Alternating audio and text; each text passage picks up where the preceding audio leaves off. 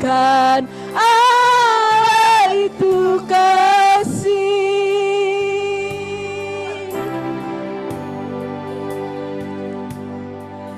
Rindu semua yang kau lakukan, nanti yang ku rasakan darimu Yesus Tuhan. Ku rindu semua yang kau lakukan, membuat dunia mengerti. Kau menunjukkan Allah itu. Sekali lagi ku rindu, tapi yang semua yang kau lakukan. Rindu semua yang kau lakukan, membuat dunia mengerti. Kau menunjukkan Allah itu kasih. The grace of Lord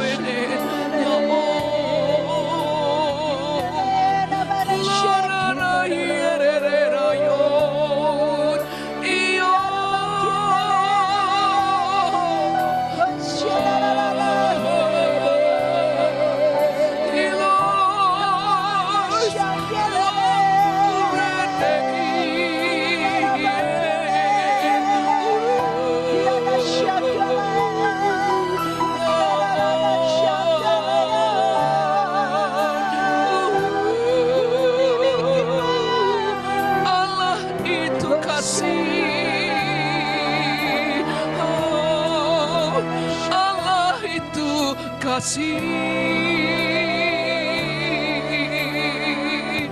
Bapa, Kau yang telah menunjukkan kepada kami, kami bisa memahami bahwa Kau mengasihi kami. Kami berseru kepadamu bahwa kami saling mengasihi. Kasih yang ada di dalam kami satu dengan lainnya membuat dunia tahu, membuat dunia tahu Allah yang penuh kasih, Allah yang telah mengasihi kami. Haleluya. Bawalah kami Tuhan, bawalah kami Tuhan, mengasihi-Mu, mengasihi satu lainnya, mengasihi sesama kami, sehingga dunia tahu Engkau mengasihi mereka sama seperti Engkau mengasihi kami. Oh, jalikan Tuhan lewat hidup kami, lewat hidup gereja-Mu yang saling mengasihi, saling mengasihi. Dunia akan tahu, supaya dunia tahu, supaya dunia mengerti ketika kita saling mengasihi. Kami adalah murid-murid-Mu. Kami bersyukur kepada Engkau Tuhan. Kau telah menyatakan kasih-Mu kepada kami. Pakai Tuhan lewat firman-Mu hari ini. Pengenalan kami akan kasih-Mu membuat kami semakin mengasihi Engkau, membuat kami saling mengasihi satu dengan yang lainnya, membuat kami bisa mengasihi sesama kami seperti yang Kau kehendaki. Kau mengurapi hamba-Mu Tuhan dalam menyampaikan firman-Mu. Saina ina ilaihumsa ingri antulila kasa andai kayunda ini ai kori isa ila ihuma yunde ye ere rakyano ina ye ekereme iyonde ye ya ina la ina lo ore esinaya ikrina ania urana ania bulayana ania. Ajaib Tuhan, ajaib Tuhan, ajaib Tuhan, ajaib Tuhan. Terima kasih. Mari Roh Kudus, Kau mengurapi hamba-Mu, Kau mengurapi kami semua. Penuhi hati kami dengan hati yang lapar dan haus akan Tuhan, akan kebenaran. tanah hati yang lembut Tuhan. Biar terus ada pada kami tanah hati yang subur. Dijauhkan tanah hati pinggir jalan, tanah hati berbatu-batu, dan tanah hati bersemak duri. Tapi sebaliknya kami undang kuasa roh, kuasa firman, menggemburkan dan melembutkan tanah hati kami semua. Tanpa Roh Kudus bekerja, kami tidak mampu Tuhan membuat tanah hati kami menjadi tanah yang subur. Tapi kami percaya kuasa roh dan kuasa firman, kuasa anugerah melembutkan tanah hati kami, membuat tanah hati kami subur dan siap menerima benih firman. Sehingga firman benih yang disampaikan saat ini betul-betul masuk di tanah yang subur, akan berakar, bertumbuh, berbuah 30, 60 dan 100 kali lipat. Terjadilah di dalam nama Tuhan Yesus. Sama-sama kita katakan amin. Amin, amin, amin, amin. Silakan duduk Bapak Ibu sekalian. Saya bisa merasakan bagaimana hati Tuhan yang penuh dengan kasih. Karena kita hari ini topik judul yang disampaikan adalah hidup dalam kasih persaudaraan. Ketika saya mempersiapkan ini, saya kira hampir semua kita tahu ya perintah Tuhan yang mengatakan bahwa kita harus saling mengasihi. Kita tahu, tapi belum tentu kita betul-betul sudah memahami dengan benar dan bisa melakukannya. Tapi saya berdoa supaya hari ini Roh Kudus betul-betul menyingkapkan kepada kita. Karena ketika kita mengerti tentang pertama, kasih Tuhan kepada kita, itu akan membuat kita bisa mengasihi Tuhan dengan tulus. Ketika kita bisa mengenal kasih Tuhan, kita mengasihi Tuhan dengan tulus, kita bisa mengasihi satu dengan yang lainnya dengan tulus. Ketika kita bisa mengasihi satu dengan lainnya yang dengan tulus, itu akan menyebar, membuat kita bisa mengasihi sesama kita. Ada banyak orang pergi ke tempat lain, tapi belum tentu di dalam keluarga rohaninya dia memperhatikan satu dengan yang lainnya. Tuhan ingin di dalam penuh kasih, di luar lebih lagi, amin.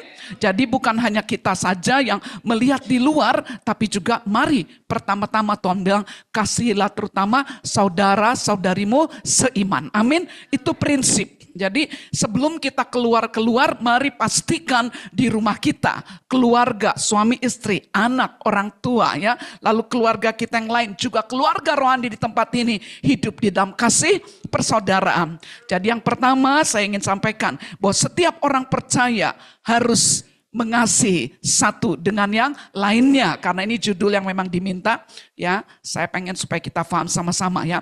Kita lihat Yohanes 13, ayat 34 dan 35. Yohanes 13 ayat 34 dan 35. Kita baca sama-sama ya. Bisa ditayang yang Santi? 34. Yohanes 13 ayat 34 dan 35. Yang 34 yang wanita, yang 35 yang pria. 1, 2, 3.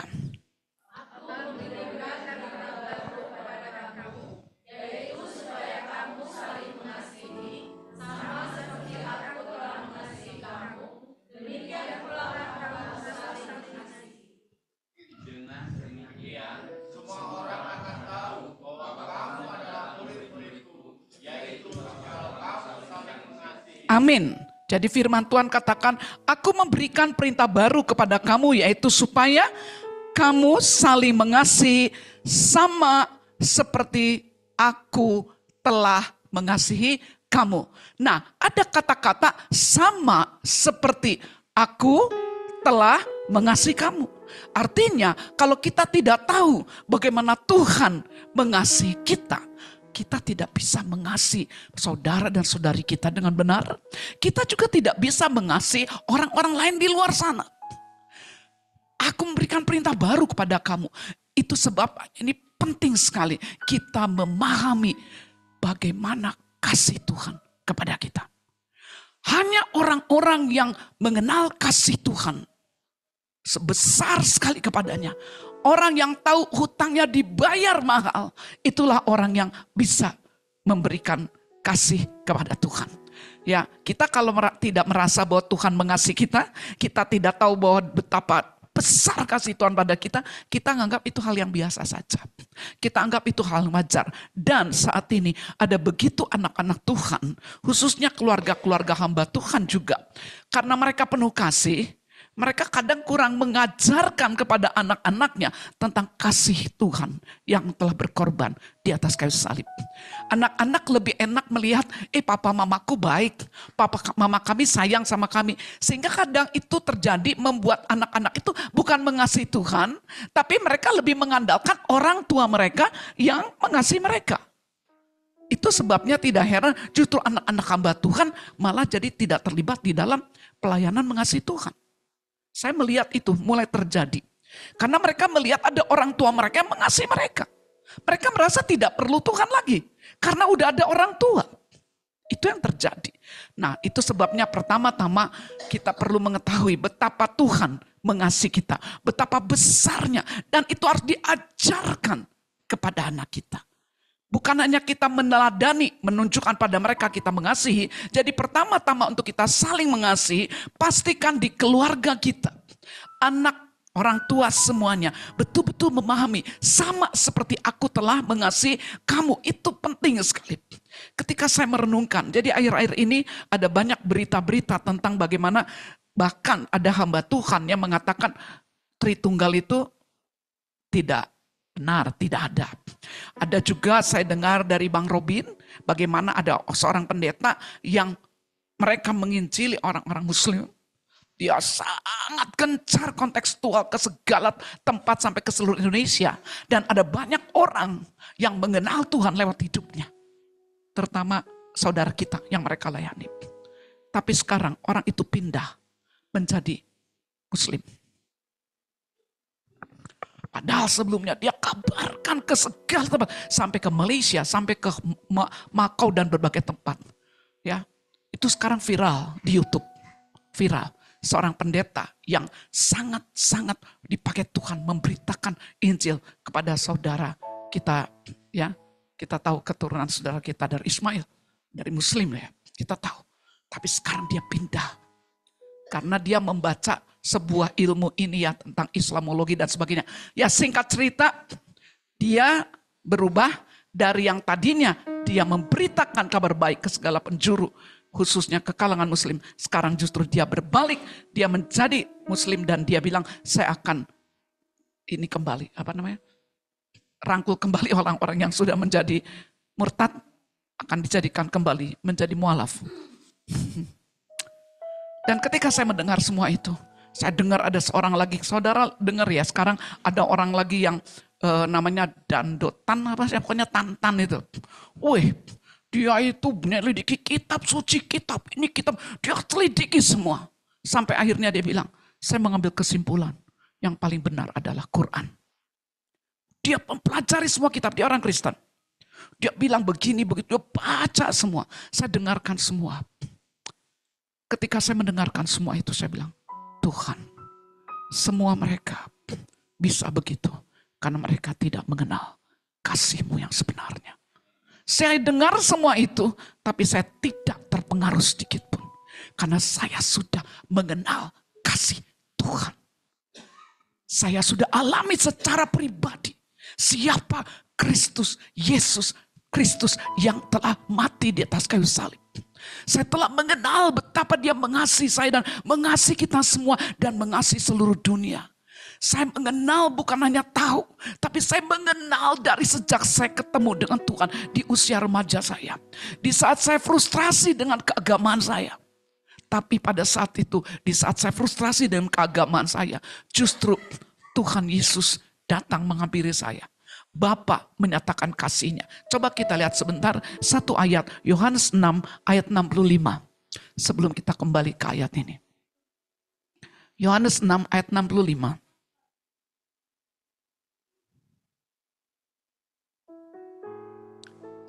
Saya baca ya, saya baca. Lalu ia berkata, sebab itu telah kukatakan kepadamu, tidak ada seorang pun dapat datang kepadaku. Itu kata Yesus. Kalau Bapa tidak mengaruniakannya kepadanya. Kalau Bapa tidak mengaruniakan kepada kita. kita tidak akan pernah datang kepada Yesus. Kita tidak akan pernah percaya. Kita tidak pernah yakin bahwa Yesuslah satu-satunya jalan. Tapi karena Bapa mengaruniakannya kepada kita. Karena Bapa menyatakan kepada kita bahwa Yesus satu-satunya jalan. Saya terenyak waktu baca ayat ini. Dan itu menjadi doa saya. Saya bilang kepada Tuhan, Bapa, kalau Engkau mengaruniakan kepadaku kemampuan untuk memahami bahwa Engkau mengasihi aku, Engkau mengasihi dunia ini, Engkau membawa Yesus datang. Karuniakan juga kepada mereka semua, orang-orang yang belum mengenal Engkau. Bukankah aku bisa mengetahui Yesus Kristus itu Tuhan yang telah mengasihi aku karena Bapa yang mengaruniakannya. Bapa, karuniakan juga itu kepada semua orang yang belum mengenal Engkau, yang belum mengenal Yesus, betul Yesus juru selamat. Karena mereka mengatakan Yesus itu bukan Tuhan, Yesus itu bukan juru selamat. Mereka bilang Yesus itu bahkan dibilang sesembahan kita, dia ilah lain. Karena satu-satunya Allah hanya satu katanya. Mau ngomong apapun mereka, mau pakai teknologi apapun yang mereka sampaikan. Satu yang saya lihat ketika saya sudah mengenal siapa dia. Ketika saya berjumpa dengan dia. Bahwa dia adalah Allah yang mengasihi seluruh dunia ini. Karena begitu besar kasih Allah akan dunia ini. Sehingga dikaruniakannya anaknya yang tunggal. Tapi bagi orang muslim, mereka bilang, apaan sih kok anak Allah beranak dan Allah diperanakan? Gak bisa katanya. Karena mereka menangkap pakai logika. Tapi ketika Bapa mengaruniakan kepada mereka, mereka bisa menangkapnya. Itulah yang menjadi doa kita. Itu menjadi doa saya. Saya minta Bapa tolong. Sebagaimana Engkau mengaruniakan kepadaku. Sehingga aku bisa menangkap dengan jelas kasih-Mu Bapa. Bagaimana Engkau mau datang. Engkau mengosongkan dirimu. Engkau menjadi sama dengan manusia. Engkau menjadi seorang manusia. Bahkan Engkau naik ke atas kayu salib. Engkau taat mati menanggung semua dosaku. Tuhan, kalau Engkau mengaruniakan itu kepadaku Bapa, karuniakan kepada banyak orang. Sebab itu telah kukatakan kepadamu, tidak seorang pun datang. Oh bukan itu, yang tadi, Yohanes 15 tadi. Kembali lagi ke Yohanes 13. Ya, aku memberikan perintah baru pada kamu, yaitu supaya kamu saling mengasihi sama seperti aku telah mengasihi kamu. Seperti apa kita mengetahui bahwa dia telah mengasihi kita? Kalau kita menganggap pengorbanan Yesus itu hanya biasa, maka kita pun akan biasa-biasa saja dalam mengasihi Tuhan. Ketika kita tidak menganggap bahwa kita sangat dikasih oleh Dia, kita menganggap ya wajarlah saya kalau terima Tuhan Yesus mati masuk surga itu wajar. Ada, saya ketemu dengan seseorang anak Tuhan bilang gini sama saya. Bagi saya bahwa Yesus itu mengasihi saya, dia bilang, sama aja kok. Buktinya Yesus mati bukan untuk aku aja katanya. Yesus mati untuk semua orang, berarti aku gak ada bedanya dengan orang lain. Gitu. Waduh, saya kaget. Ada orang berpikir begitu. Dia bilang, kalau aku ini spesial bagi Tuhan, harusnya Tuhan mati hanya untuk aku katanya. Egois banget ya. Iya, dia bilang, kalau dia mati untuk kamu, dia mati untuk aku, dia mati untuk semua orang. Apa bedanya? Dia bilang, berarti gua gak spesial buat Tuhan katanya. Waduh, saya kaget ada orang ngomong gitu. Berarti dia belum betul-betul memahami tentang kasih Tuhan. Kalau saya malah gini, ya ampun kalau aku sendiri yang disayang, gak mau Tuhan. Gak mau, aku mau semua orang. Kalau orang, justru ketika saya tahu Tuhan mengasihi saya bilang, Tuhan saya tidak mau, hanya saya yang tahu tentang Tuhan mengasihi saya. Saya bilang begitu. Ketika pertama kali saya ketemu dengan Tuhan yang mengasihi saya tahu dia berkorban untuk saya. Saya tahu bahwa saya bisa diselamatkan, saya diampuni. Dosa saya begitu besar dan saya tidak bisa menolong diri saya sendiri. Saya tahu saya berusaha menjadi orang yang baik, tapi ya tiap hari yang saya lakukan adalah semakin numpuk dosanya. Ketika saya tahu bahwa di dalam hidup saya menjalani hidup saya sehari-hari. Hidup saya bukan semakin hari semakin baik, semakin hari semakin banyak dosanya. Ketika saya tahu bagaimana hidup saya ini, saya merasa sia-sia semuanya. Di saat saya bilang Tuhan untuk apa saya lahir ke bumi ini Tuhan. Saya menceritakan ini supaya Bapak Ibu Saudara sekalian juga memiliki pemahaman yang sama tentang kasih Tuhan. Roh Kudus mari tolong supaya ketika aku menceritakan hal ini, bagaimana Engkau menyatakan kasih-Mu kepadaku. Aku ingin agar semua umat-Mu di tempat ini juga mengalami pengenalan Tuhan yang lebih dalam lagi akan Engkau. Mereka bisa melihat betapa Engkau mengasihi diri mereka masing-masing. Semua kami sehingga kami bisa mengasihi satu dengan yang lainnya Tuhan. Bisa mengasihi banyak orang yang belum mengenal kasih Tuhan. Hal itu terjadi pada saya. Ketika di usia remaja saya tahu dia mengasihi saya. Di saat saya frustrasi, saya tidak tahu untuk apa tujuan hidup saya. Saya bilang kepada Tuhan, Tuhan, kalau saya sekarang di bumi ini, saya hidup, lalu saya berkeluarga, saya punya uang, saya punya mobil, saya punya rumah, saya punya jabatan, saya punya banyak orang yang hormat sama saya punya kedudukan, saya punya segalanya. Tapi saya bilang pada Tuhan, toh suatu saat saya harus mati. Dan tidak bisa dibawa. Lagu tadi bilang Allah itu kasih. Saya balik bertanya pada dia. Kalau Allah itu kasih, kenapa kalau mati aku gak bisa bawa semua yang aku raih di dunia ini? Ada pembesar yang bisa bawa hartanya semua, kalau dia mati gak bisa, ditinggal. Lalu saya bilang, Tuhan, apa gunanya saya ada hidup? Soal Bapak Ibu Saudara sekalian bayangkan, apa gunanya kita hidup di bumi ini? Kita bercapek-capek seperti kebanyakan orang, cari uang, cari sekolah, punya keluarga, punya posisi, punya harta, makan, minum, punya ini, punya itu. Tapi satu hari kita tinggalkan semuanya. Dan gak bisa kita bawa. Yang kedua, kita bukan hanya meninggalkan semua harta yang kita dapat. Satu saat kita bahkan tidak masuk ke dalam kekekalan, kita ikut masuk ke dalam neraka. Lalu saya bilang, ngapain Tuhan? Saya hidup di dunia ini untuk mengejar segala sesuatu yang satu saat akan saya tinggal. Suami ganteng yang saya punya akan juga dipisahkan. Anak saya yang cakep, cantik, lucu dan sebagainya, pintar, juga akan diambil semuanya. Semua yang saya raih akan diambil. Lalu saya bilang, apa artinya Allah itu kasih? Saya bilang, kalau kasih itu jangan ngambil lagi dong. Saya bilang gitu. Masa sih kalau engkau mengasihi saya tapi satu saat saya gak bisa bawa pulang. Itu namanya mengasihi tapi pura-pura. Saya sampai marah sama Tuhan. Itu namanya bukan kasih yang benar. Kalau kasih yang benar itu udah ngasih mobil, tolong bisa dibawa sampai saya mati. Ya kan? Kalau kita pakai ini kan, tolong sampai mati pun mobil saya tidak bisa dipisahkan. Kalau Allah itu kasih, tolong suamiku yang udah aku dapatkan tidak pernah mati. Tetap bersamaku, anak-anakku semua. Tapi itu semua ditinggal. Saya bilang, apa yang disebut Allah itu kasih? Saya minta sama Tuhan dibukakan. Karena itu tadi waktu nyanyi ini, saya jadi teringat pengalaman saya dengan Tuhan. Saya akhirnya menangkap bahwa kasih itu tidak diukur dari hal-hal yang materi. Kasih itu justru dimulai dari ketika kita tahu Dia mengasihi kita. Dia tinggal di dalam hati kita. Jadi ketika saya bilang, Tuhan, saya gak tahu lagi hidup ini mau apa. Kalau saya berakhir kematian lalu mati masuk neraka, semua yang saya raih ditinggal. Sorry, kau jahat. Maaf ya, saya sampai bilang gitu Tuhan. Maaf ya, saya gak percaya Tuhan yang penuh kasih seperti ini. Masa sih kau ngasih semua satu saat diambil, lalu saya masuk neraka.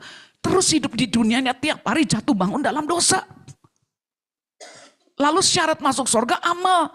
Sampai kapan juga dengan amal saya gak akan pernah bisa tandingi amal saya dengan dosa saya. Ayo kalau mau jujur, kalau kita mau bicara amal, mana lebih banyak dosa dengan amal kita? Semua jujur? Semua jujur? Lebih banyak dosa kita dengan amal kita? Kita timbang dari tahun ke tahun lebih banyak mana? Dosa. Saya bilang, sorry ya Tuhan, kalau syarat masuk surga adalah amal aku yakin ditimbang-timbang, gak akan pernah mencapai timbangan yang benar, gak akan pernah bahkan sama seimbang saya bilang. Karena buat Tuhan kebaikan yang kita buat itu Tuhan bilang kayak kain lap kotor. Berarti menurut saya baik, menurut Tuhan tuh gak baik. Berarti benar-benar saya tidak punya sama sekali yang bisa dibawa untuk jaminan saya bisa sampai kepada sorga. Kalau amal. Sampai akhirnya saya menangkap. Tuhan bilang, saya bilang Tuhan, kalau syarat masuk sorga amal, maaf ya, saya udah berusaha. Tapi saya gak bisa. Dan saya bukan penjahat Tuhan. Saya tidak pernah membunuh. Tapi saya tidak bisa menjadi orang yang lurus terus. Saya gagal terus Tuhan. Tapi kalau ujung-ujungnya mati masuk neraka, ngapain Tuhan? Saya bukan gak berusaha, tapi gagal Tuhan. Tunjukkan sama saya gimana caranya supaya saya bisa masuk surga. Gimana caranya supaya saya bisa hidup benar sepanjang hidup saya. Tolong Tuhan sukapkan pada saya. Dan ketika dia menyatakan dirinya. Ini yang membuat saya bilang, mau baca apapun, mau teologi apapun, mau orang ngomong apapun, saya bilang, teologi kalian semua, apapun yang kalian bilang, tidak bisa membantah apa yang aku alami dengan Tuhan. Karena aku sudah dibukakan oleh Tuhan, dia menyingkapkan kepada saya.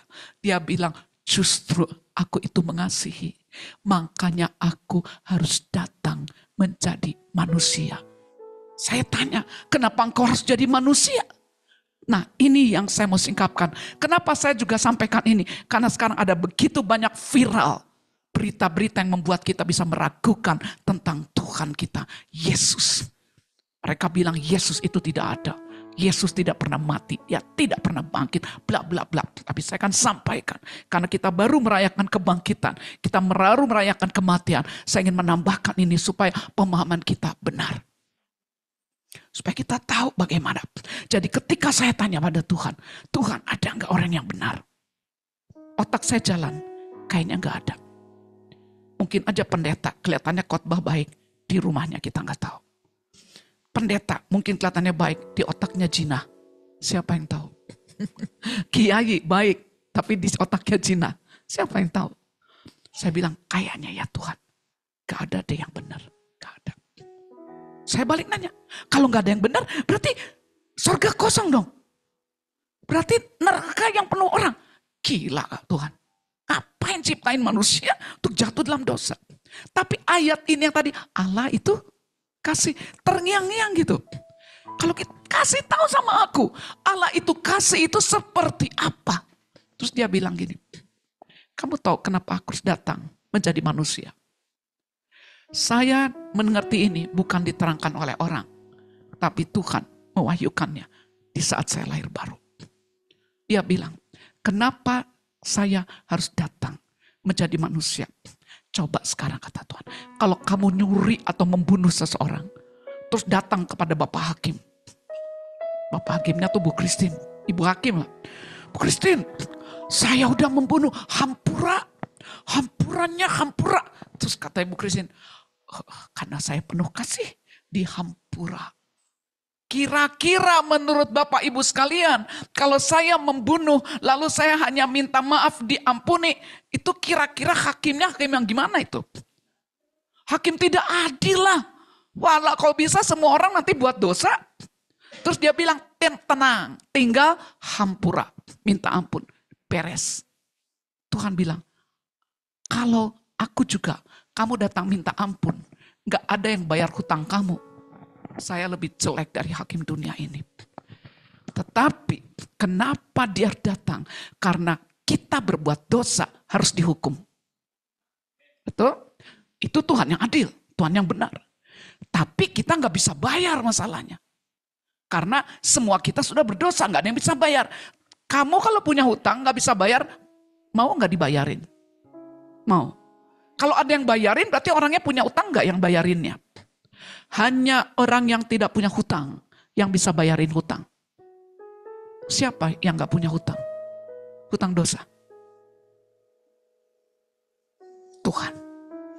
Itu sebabnya dia harus datang. Kalau dia datang sebagai roh, gak mungkin disalib. Makanya dia harus datang dalam bentuk lahiriah. Kalau orang bilang tidak diperanakan, buat saya bukan diperanakan. Dia menjelma karena dia maha kuasa. Karena dia harus bayar hutang kita. Kalau kita hanya minta ampun tanpa ada yang bayar, Tuhan kita itu berarti Tuhan yang paling jelek. Lebih jelek dari hakim. Tapi justru karena kita dibayarin. Karena saya nggak bisa bayar utang, saya dibayar. Ada yang bayar, kenapa? Nggak punya utang. Hanya Yesus Tuhan. Waktu dia di bumi ini dia betul-betul jadi manusia. Bisa nggak dia berdosa? Bisa. Makanya dia digoda. Tapi dia memilih bukan kehendakku. Tapi kehendakmu jadilah. Akibatnya dia taat kepada Bapa, taat.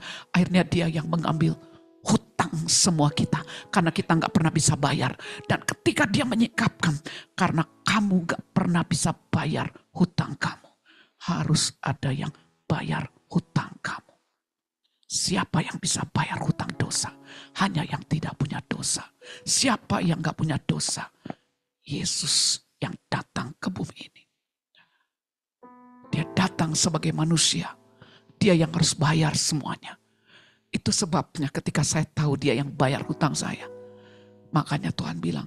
Terus saya bilang, jadi keselamatan itu bukan amal. Saya baca. Sebab oleh kasih karunia kamu diselamatkan. Itu bukan hasil usahamu. Hah? Itu pemberian Allah. Hah? Supaya jangan ada orang yang memegahkan diri. Makin, wah makin, yes.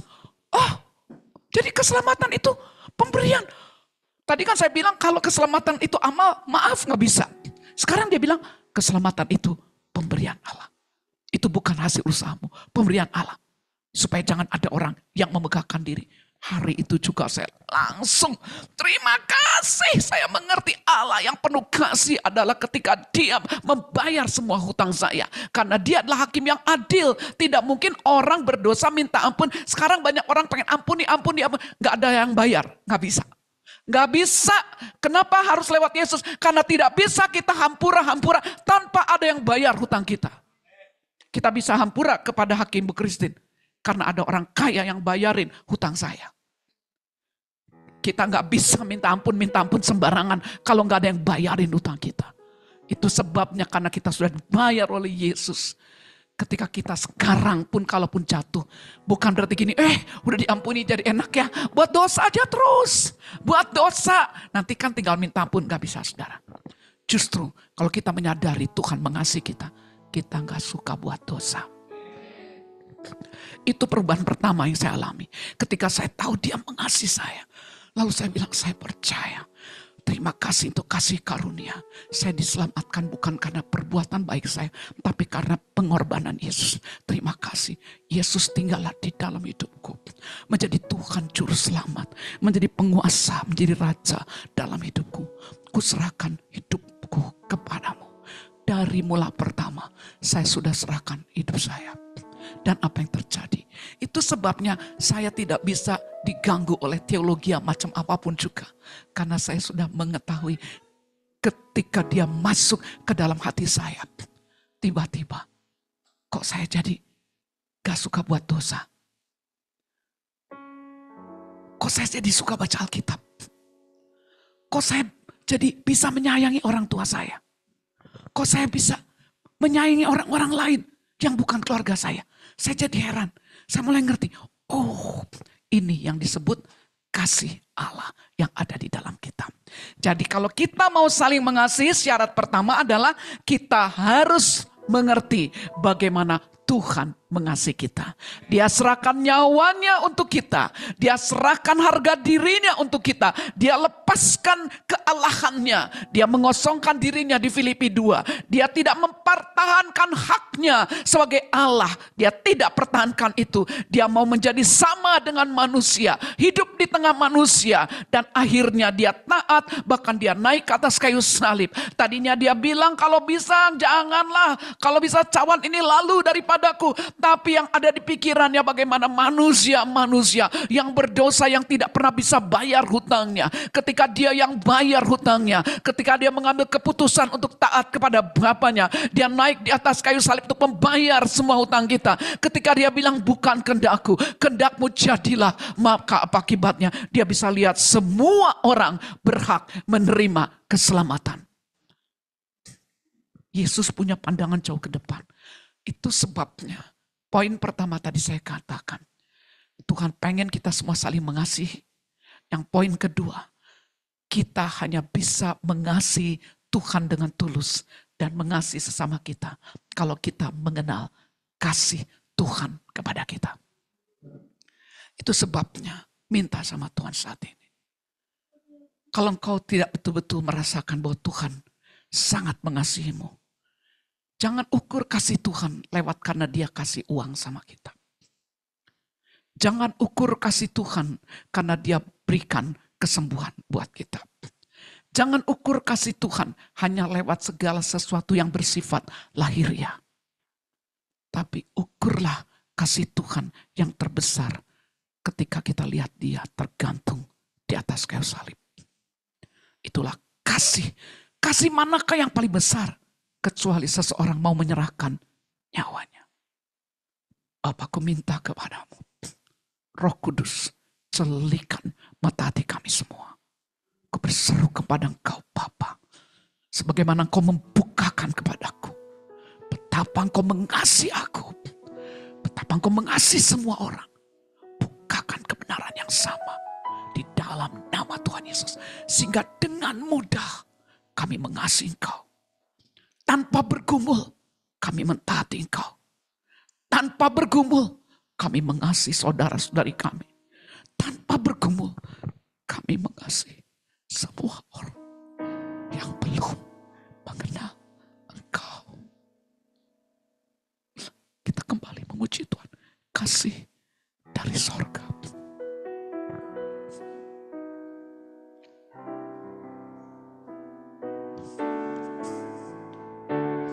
Kasih dari sorga memenuhi tempat ini. Kasih dari Bapa sorgawi, kasih dari Yesus mengalir di hatiku, membuat damai di.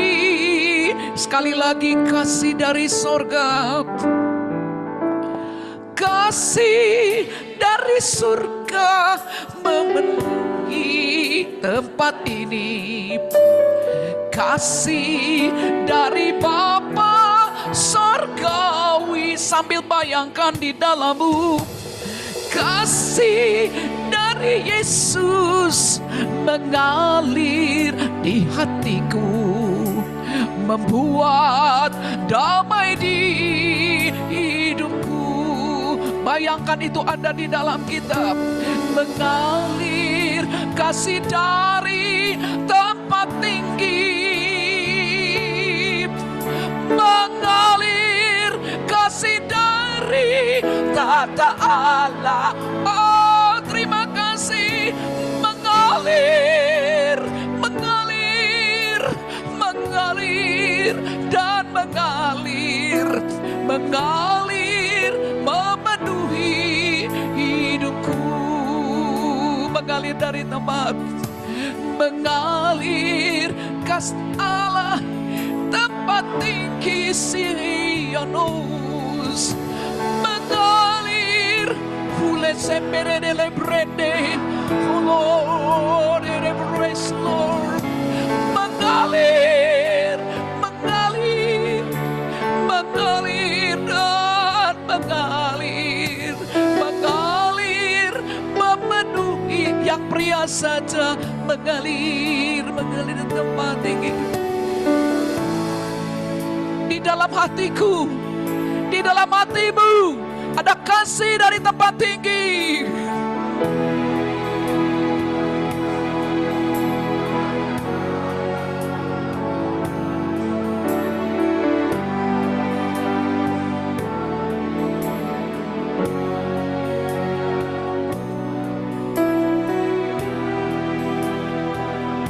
Sekarang yang wanita, sambil bayangkan di dalam hatimu ada mengalir kasihnya.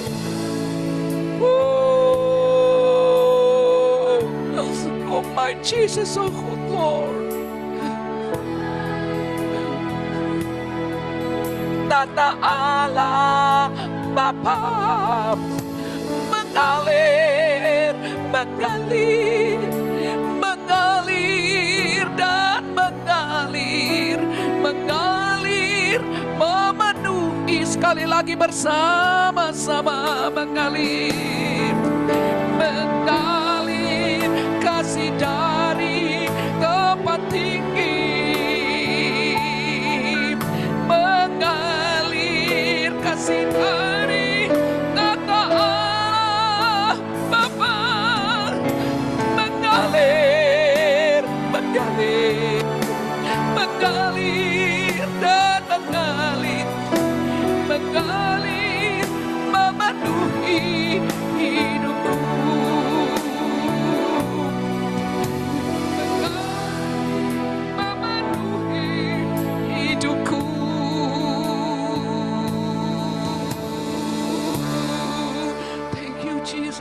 Yesus.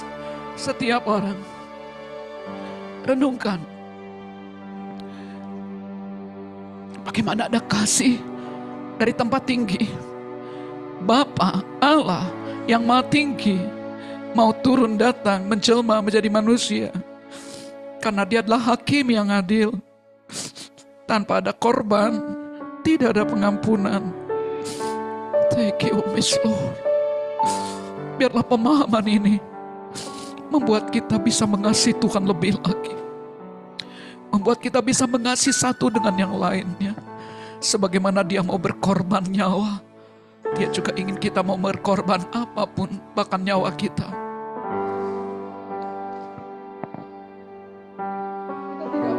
Mengasihi satu dengan yang lainnya. Ketika kita tahu dia telah mengasihi kita sepenuhnya. Terima kasih Bapa. Ini hidup kami. Bawa kami untuk saling mengasihi satu dengan lainnya. Supaya dunia tahu bahwa kami adalah murid-murid-Mu. Amin. Jadi poin pertama, kita harus saling mengasihi. Sama seperti dia mengasihi kita. Poin kedua, kita bisa mengasihi Tuhan dengan sepenuh hati kita. Kita bisa mengasihi saudara-saudari seiman kita dengan tulus hati. Dan kita bisa mengasihi sesama manusia kalau kita mengenal kasih Allah yang sempurna. Tapi gak cukup hanya itu. Yang ketiga, kita harus terus-menerus terhubung dengan sumber kasih. Kita harus terus-menerus terhubung dengan sumber kasih. Tinggallah di dalam aku, dan aku di dalam kamu, maka kamu berbuah banyak. Kita bisa mengasihi dengan setulus hati. Apapun yang kita perbuat kalau bukan tanpa kasih, itu juga percuma.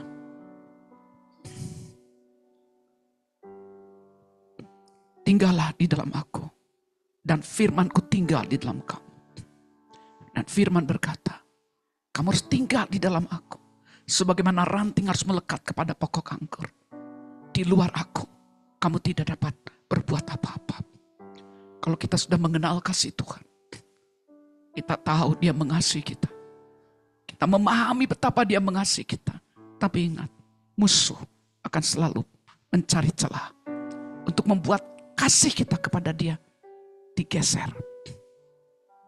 Melalui kondisi-kondisi sekeliling kita yang tidak enak. Mungkin kita punya masalah. Mungkin masalah keuangan, masalah anak, masalah istri, masalah suami, masalah keluarga, masalah pekerjaan, masalah bisnis. Ada banyak hal. Kemarin ketika saya bertemuan dengan beberapa orang di rumah saya, seseorang ibu menceritakan kepada saya tentang kondisi anaknya yang sudah lahir baru. Dia bilang begini, Kak, anak saya sekarang kondisinya sangat mengerikan. Kenapa? Karena dia sakit hati kepada seorang pemimpin di gereja. Sakit hatinya sehingga dia tidak mau lagi pergi ibadah. Gak mau ibadah seperti ini. Bahkan dia enek kalau dengar nama gereja. Dia anak Tuhan, sudah sempat melayani Tuhan. Tetapi dia tidak jaga. Sekalipun kasih Tuhan ada di dalam kita. Kita sudah mengenal dia mengasihi kita. Kita tetap harus menjaga. Jagalah hatimu dengan segala kewaspadaan. Karena musuh selalu mencari kesempatan supaya kita tidak bisa terhubung dengan sumber kasih. Kalau kita tidak bisa terhubung dengan sumber kasih, mustahil kita bisa mengasihi satu dengan yang lain. Mustahil kita bisa mengasihi semua orang. Dan dia tahu sangat berbahaya kalau kita mengasihi Tuhan dengan tulus. Sangat berbahaya kalau kita mengasihi satu dengan yang lain. Dia mengerti, setan tahu itu. Karena itu dia pakai berbagai macam cara untuk mengalihkan perhatian kita. Terutama ketika kita diperlakukan tidak adil. Ketika diperlakukan tidak enak. Itu kesempatan emas bagi musuh. Untuk membuat kita menjadi benci. Karena itu jagalah hatimu dalam segala kewaspadaan. Jangan izinkan pikiran kita diganggu oleh apa yang buruk yang terjadi di depan kita. Terutama perlakuan-perlakuan buruk dari orang-orang. Itu sering dipakai. Mungkin pemimpin kita bisa berbuat kesalahan. Mungkin orang tua kita bisa berbuat kesalahan. Mungkin teman kita bisa berbuat kesalahan. Karena kita semua sedang proses bertumbuh, betul? Ada banyak hal. Tetapi iblis sering pakai. Ketika seseorang sedang proses. Ketika seseorang sedang kata-katanya keluar gak bagus. Diambil setan. Dipakai menjadi terngiang-ngiang terus. Sehingga anak ini yang terngiang-ngiang adalah perkataan sang pemimpin. Yang terngiang-ngiang adalah perbuatan kata-kata dari pemimpinnya. Kebetulan lagi kepleset saat itu. Pemimpin bisa kepleset enggak? Bisa dong. Tapi menurut saya pemimpin kepleset pun bisa datang minta maaf. Peluk. Betul enggak? Itu yang saya lakukan kalau saya bersalah. Saya datangi orangnya. Walaupun saya pemimpin. Saya bilang maafkan saya salah. Kalau orangnya sempat sakit hati, saya peluk. Karena saya tahu ada kasih Allah dalam saya. Kedua, saya tidak mau kasih saya terputus kepada Allah. Karena mari kita lihat firman Tuhan. Bagaimana ketika kita tidak betul-betul menjaga hati kita. Matius 6 ayat 15. Kita baca.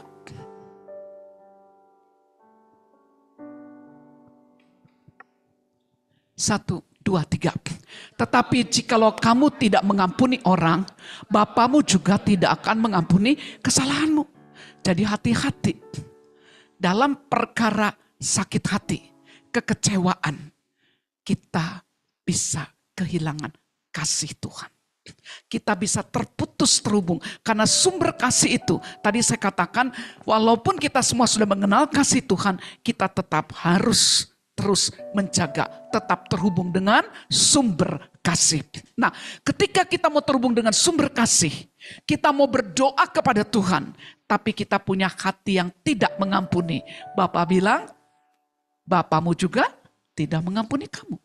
Itu sebabnya hati-hati dengan sakit hati. Hati-hati dengan kejengkelan, kemarahan, kecewa. Jangan mau. Karena semua itu menjadi kesempatan untuk kita tidak bisa menghampiri Bapa. Karena Bapa juga tidak mengampuni kita. Kalau kita tidak mengampuni orang yang bersalah.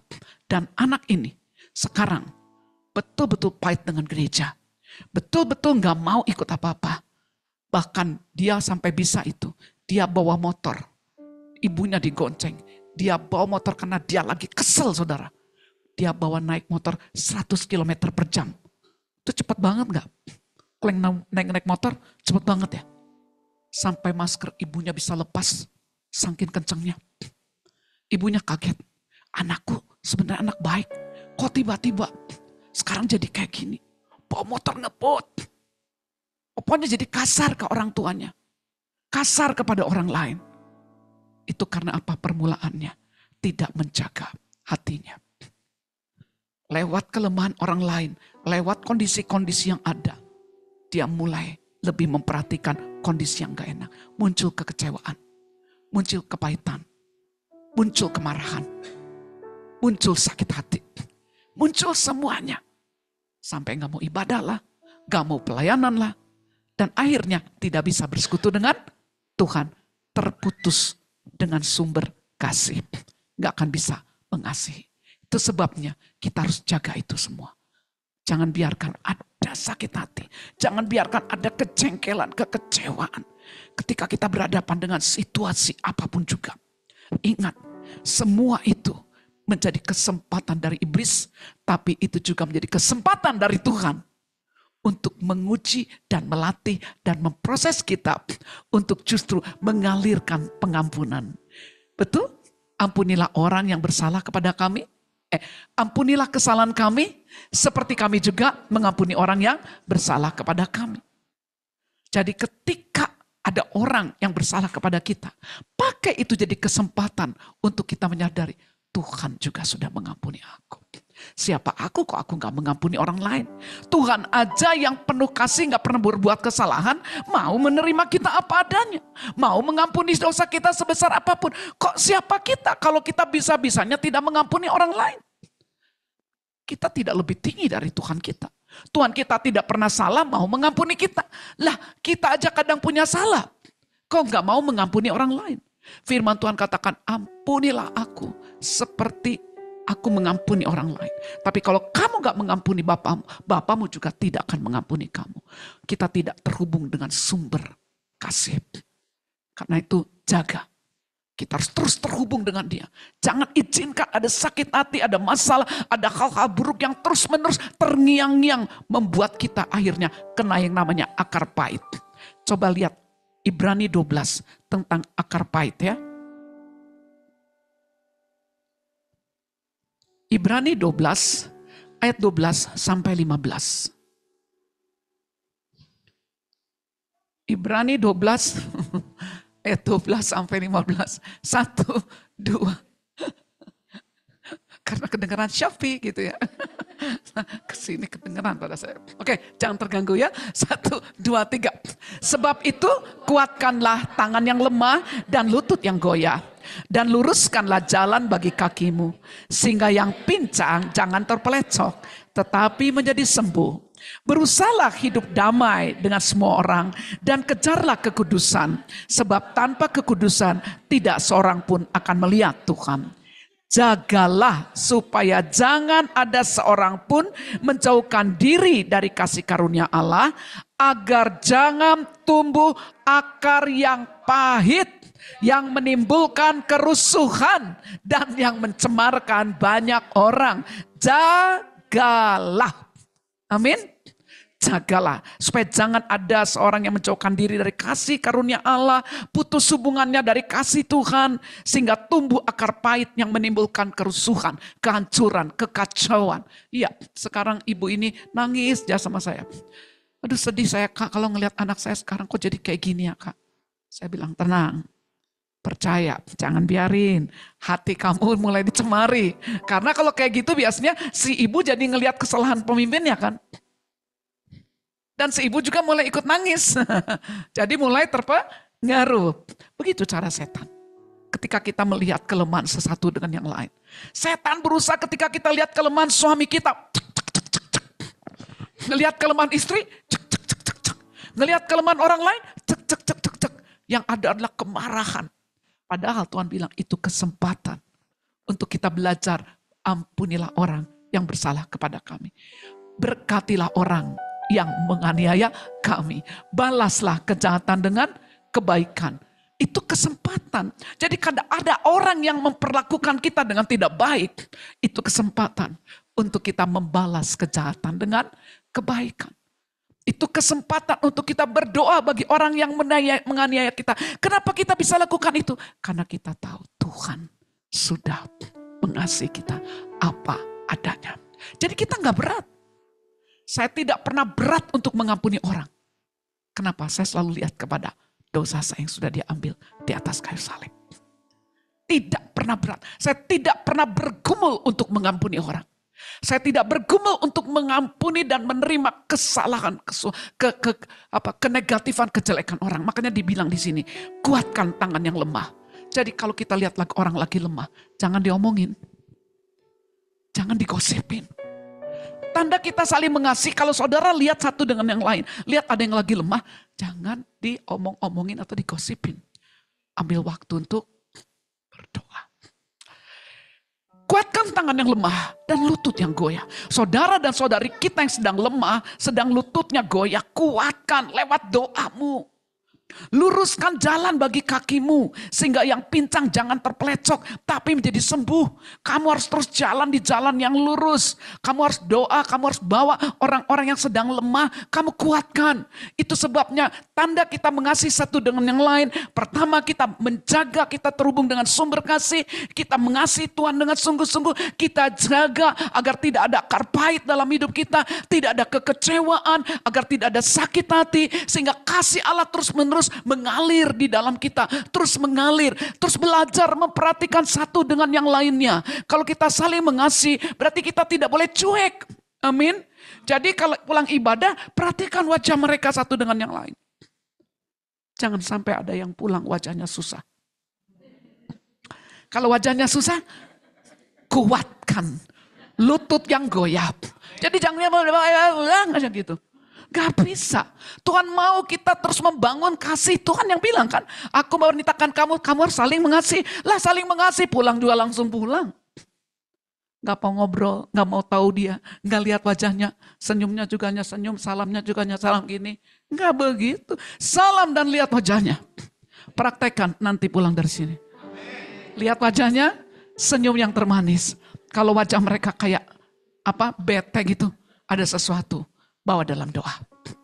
Amin. Kuatkan katanya. Tangan yang lemah, lutut yang goyah. Berusahalah hidup damai dengan semua orang. Jangan gampang bete, pundung, gampang kesel, ngomel, jangan. Ya, latihlah kita. Kalau misalnya ada orang yang menegur, terima kasih. Bukan terima kasih. Terima kasih. Tapi terima kasih, tapi terima kasih yang terima kasih marah. Enggak. Terima kasih karena kita tahu berarti dia mengasihi saya. Betul? Enggak tahu lah mau caranya dia gimana, enggak peduli lah. Mau caranya ngomel. Pokoknya lihat, itu cara Tuhan untuk mengoreksi saya, membersihkan saya. Sehingga betul-betul hidup saya semakin sempurna. Ya, jadi pulang dari tempat ini, latih, salam dengan baik. Ya, terus kalau ada yang sakit, jangan cuek, doain. Kalau memang seperti tadi ada kemampuan untuk nabur. Taatin, Tuhan suruh berapa, jangan mikir-mikir. Makanya bilang Tuhan, kalau saya kasih segini, oke Tuhan. Ya kalau Tuhan suruh ngasih, kasih. Ya namanya saling mengasihi. Perhatikan satu dengan yang lain. Ya kuatkan mereka semua. Berusaha hidup damai. Jaga jangan ada seorang pun menjauhkan diri dari kasih karunia dengan menyimpan akar pahit. Terus jaga. Jangan biarkan itu karena ketika kita terputus dari hubungan kita dengan sumber kasih, kita nggak bisa mengasihi. Baik mengasihi Tuhan, baik mengasihi sama-sama, mengasihi saudara-saudari seiman. Penutup sebelum saya tutup satu ayat supaya kita semakin mengerti betapa indah dan nikmatnya kalau kita mengasihi Tuhan. Yohanes 15 ayat 11. Ya, jadi poin yang keempat, saat kita saling mengasihi, sukacita kita menjadi penuh sehingga dunia akan tahu siapa kita yang sesungguhnya. Sebenarnya ketika kita saling mengasihi, itulah kesempatan kita mengalami sukacita yang berlimpah-limpah. Kita baca sama-sama, 1, 2, 3. Semuanya itu kukatakan kepadamu, supaya sukacitaku ada di dalam kamu, dan sukacitamu menjadi penuh. Siapa yang pengen sukacitanya penuh? Caranya, semuanya itu kukatakan kepadamu. Mungkin Bapak Ibu bilang, semuanya itu apa? Lihat ayat 13-nya. Lihat ayat 13-nya. 13. Ini 13. Oh berarti yang 12 kali ya, coba yang 12-nya. Nah ya, inilah perintahku. Yaitu supaya kamu saling mengasihi. Seperti aku telah mengasihi kamu. Lihat lagi yang ayat tadi ya, ayat 11 dan 12 kita sambung bacanya. 1, 2, 3. Semuanya itu kukatakan kepadamu supaya sukacitaku ada di dalam kamu dan sukacitamu menjadi penuh. Inilah perintahku, yaitu supaya kamu saling mengasihi seperti aku telah mengasihi kamu. Amin. Jadi kita harus mengerti tujuan Tuhan mengajar kita untuk mentaati perintah Tuhan. Haruslah kamu saling mengasihi supaya sukacitaku menjadi penuh. Orang yang hatinya dipenuhi dengan kasih. Pertama kepada Tuhan dan kasih kepada orang-orang lainnya. Kasih sesamanya tanpa dia sadari. Sukacita Tuhan ada di dalam hatinya. Wajahnya akan berseri-seri. Dia enggak muka bete lagi. Sukacita Tuhan ada dalam kita. Percayalah pada saat kita bilang, yes Tuhan aku mau taat. Kalau tadi pagi aku sebel sama si A, sebel sama si B, aku gini-gini, aku ambil keputusan Tuhan. Aku mau mengikuti perintahmu. Kau berkata, kasihilah semua satu dengan yang lain. sama seperti aku telah mengasihi kamu. Ampunilah orang yang bersalah kepadaku. Sama seperti Engkau mengampuni aku juga mau mengampuni orang yang bersalah kepadaku. Aku mau menerima apapun keberadaan saudara dan saudariku. Mereka sedang bertumbuh. Aku mau menerima kekurangan suamiku. Aku mau menerima kekurangan istriku. Aku pernah ada janji nikah. Aku menerimamu dalam keadaan engkau sedang kuat ataupun sedang lemah. Ketika kita melihat saudara dan saudari kita sedang lemah, itu waktunya kita mengambil waktu untuk berdoa. Menopangnya, bukan menghakiminya. Bukan membicarakannya kemana-mana, tapi membawanya di dalam doa. Kuatkanlah lutut yang goyah. Ketika kita dipenuhi dengan kasih Tuhan, kita mentaati apa yang Tuhan katakan, kita jaga hubungan kita dengan Tuhan, kita izinkan firman dan roh terus bekerja, membuat cara berpikir kita benar, membuat hati kita dipenuhi kasih, kita dengan mudah mengasihi Tuhan, dengan mudah mengasihi orang lain. Sukacita kita menjadi penuh. Ketika sukacita kita menjadi penuh, orang yang berjumpa dengan kita akan melihat ada yang berbeda dalam hidupku dan hidupmu. Dunia tahu, semua orang tahu bahwa aku dan engkau adalah murid-murid Kristus. Amin. Mari kita bangkit berdiri. Terima kasih Tuhan. Kami mau bersyukur kepadamu. Terima kasih Tuhan untuk kasih. Kami bersyukur kepadamu. Terima kasih Bapa. Terima kasih Engkau mengaruniakan kepada kami Tuhan, untuk kami bisa menangkap dan mengenal kasih-Mu kepada kami lewat korban Yesus Kristus Tuhan. Kami bersyukur kepada Engkau Bapa. Terima kasih Tuhan untuk kasih-Mu. Karena itu kami berdoa, bawa kami semua Tuhan untuk terus-menerus terhubung dengan Engkau sebagai sumber kasih. Bapakku berdoa supaya tidak ada satupun di tempat ini yang menyimpan akar pahit. La isanto kalkelas tadi ni melaiso, shina maligrando butu yinda bade kraso. Ada yang menyimpan kekecewaannya. Ye remeka prungko da sakra baba.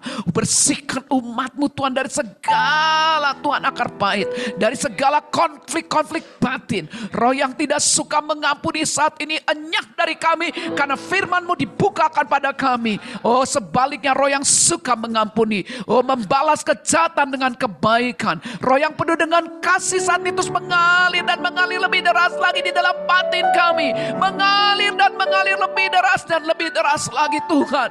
Membuat kami semakin mengasihi Engkau. Membuat hubungan kami dengan Engkau tidak terputus. Membuat hubungan kami dengan Engkau semakin dalam Tuhan. Kasih yang daripadamu semakin mengalir dengan deras.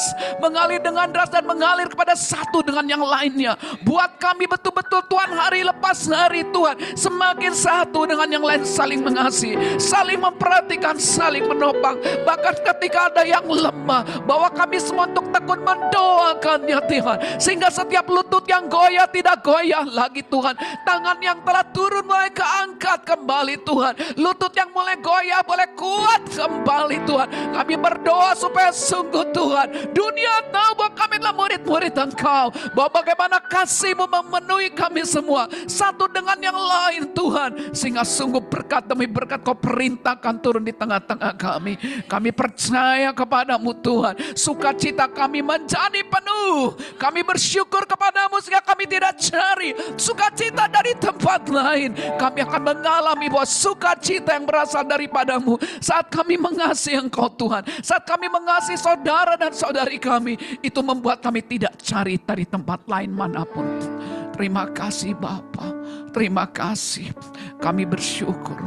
Terima kasih Tuhan. Ini hidup, ini hidup kami.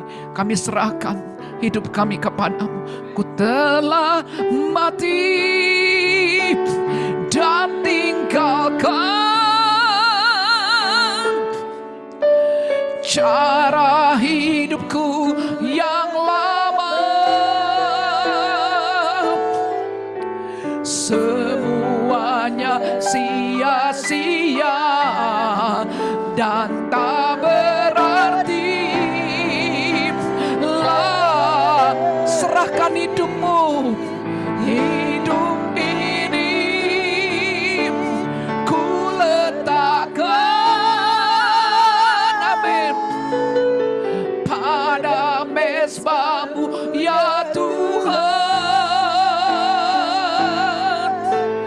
Jadilah padaku seperti yang kau ingini. Hidup ini ku letakkan, hidup ini ku letakkan pada mezbah-Mu ya Tuhan. Jadilah padaku seperti yang kau ingini. Jadilah padaku, jadilah padaku seperti, jadilah padaku, jadilah padaku seperti, jadilah, jadilah padaku seperti yang kau ingini.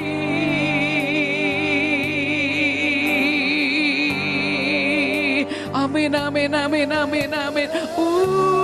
Pastikan hidupmu diletakkan di mezbahnya.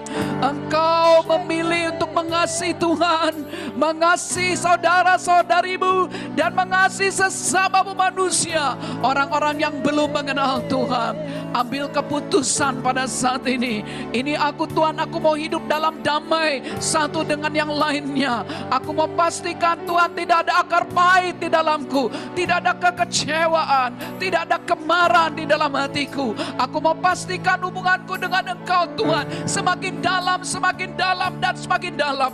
Aku mau pastikan kasihku kepadamu tidak bisa digeser oleh apapun juga. Oh, tidak ada peristiwa apapun, tidak ada kondisi apapun, tidak ada siapapun yang bisa menggeser kasih dan cinta kami kepada Tuhan. Kami mau Tuhan menjadi orang yang mengasihi Engkau mati-matian, gila-gilaan dan habis-habisan, sehingga sungguh tidak ada sesuatu pun perkara yang bisa memisahkan kami dari kasih Tuhan.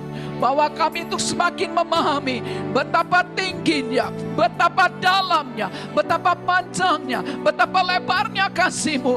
Terlebih di saat kami berhadapan dengan situasi-situasi sulit, di mana kami belum memahaminya, saat kami berdoa dan belum mendapat jawabannya, bahwa kami itu bisa melihat betapa tingginya, dalamnya, panjangnya, dan lebarnya kasih-Mu. Buat mata kami bisa selalu terfokus dan melihat kepada kasih yang sempurna. Bagaimana Kristus telah berkorban bagi kami. Engkau telah mati bagi kami, Engkau menebus dosa kami. Engkau membebaskan kami dari kutuk, dari iblis, dari dosa, dari maut, dari sakit penyakit, dari ketertekanan apapun. Karena itu kami katakan di dalam nama Tuhan Yesus, setiap hambatan-hambatan, setiap pergumulan-pergumulan, setiap tekanan-tekanan, setiap sakit hati, sakit penyakit, dan apapun juga yang berusaha menggeser perhatian kami dari kasih Allah, di dalam nama Tuhan Yesus kami injak saat ini juga, kami injak saat ini juga di dalam nama Tuhan Yesus. Dan kami mau kembali terhubung dengan sumber kasih yang telah mengasihi kami, yang telah menerima kami apa adanya Tuhan. Haleluya, haleluya, haleluya, haleluya, haleluya, haleluya. Terima kasih Tuhan, terima kasih. Kasih-Mu mengalir, kasih-Mu kembali mengalir, memenuhi batin kami. Sukacita-Mu mengalir dalam kami, sehingga kami bisa terus Tuhan menyatakan kasih-Mu kepada banyak orang, terutama yang terhilang. Terima kasih Tuhan, terima kasih. Hamba-Mu sudah memberitakan firman-Mu, biar Roh Kudus terus meneguhkannya. Saat ini kita angkat tangan kita.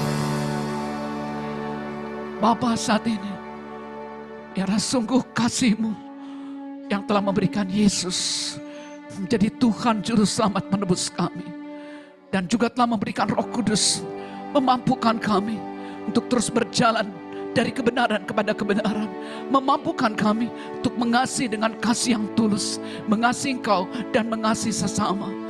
Itu terus bekerja di dalam kami, membuat kami senantiasa menerima penyertaan Tuhan, menerima anugerah Tuhan, menerima apapun yang kami butuhkan, untuk kami bisa mengasihi Engkau dan mengasihi sesama kami. Terima kasih, kami terima semuanya di dalam nama Tuhan Yesus. Sama-sama kita katakan amin. Puji Tuhan. Tepuk tangannya sekali lagi. Yes. Haleluya. Kasih Tuhan di dalamku mengalir dengan deras. Amin. Ya, silakan duduk.